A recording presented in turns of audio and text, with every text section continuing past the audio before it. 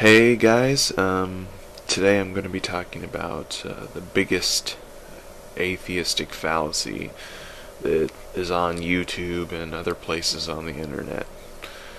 And that fallacy is special pleading. Now, a lot of atheists tend to say prove God exists. And what a lot of them mean when they say that is give a good reason to believe in God, because most of them are kind of engaging in using the colloquial sense of the word, so to speak. So I can understand that, but some of them, and this is just a fringe group of atheism, I realize that, so if this is not you, then you can just turn off this video. Some of them continue to insist that we prove God, otherwise we don't know, and somehow I don't know leads to atheism, which is not true. I can say I don't know about something, but I think it's more rational to believe in God rather than to not, but I still don't know. For the same reason you can say I don't know, but I think it's more rational to disbelieve. So we don't have to prove something in order to be rational in believing it. Now, the small group of atheists, and some of them are actually big names that say this, ask me and other people to prove God exists. But that is the hugest special pleading fallacy that I have ever heard. I don't know how they have never caught this before, and I think a lot of you atheists need to do some spring cleaning, so to speak. Actually, it's winter, but still. Clean up after your own mess on YouTube. Some of these guys are just making you look bad. So now I'm going to demonstrate why it is a special pleading fallacy. Well, first of all, you can't prove that I exist.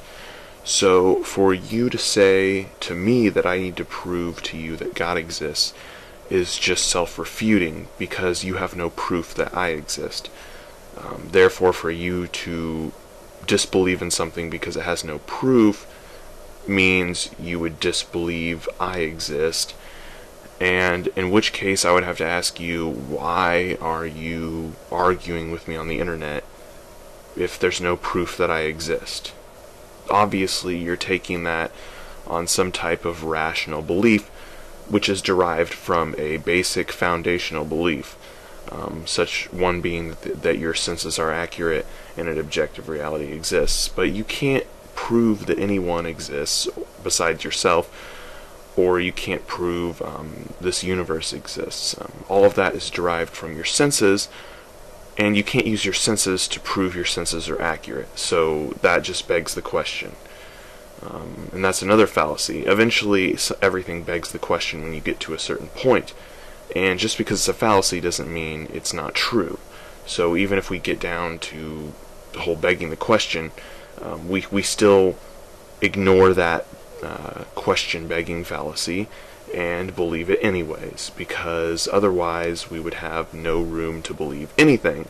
We can't derive beliefs from that basic belief without trusting our senses and trusting things such as that.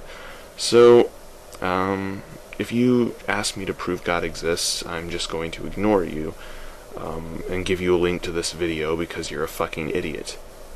All one has to do is show that belief in God is rationally justifiable. No one is claiming to have full knowledge and be omniscient about God's existence. That is just retarded. How am I going to have a discussion with you if all you do is ask for proof like a maniac when you can't even prove I exist? So why are you talking to me? Unless you're special pleading. So you either have two options. One, you're special pleading, or two, you're arguing with someone who you don't believe exists and is a figment of your imagination. In which case I'd have to ask you if you're crazy, because arguing with people who aren't real is a bit strange. You might need to see someone, check your head or something.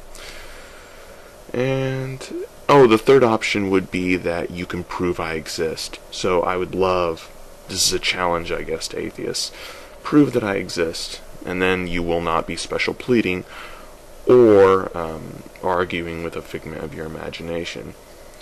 Unless, of course, the fourth and final alternative, which is the most rational,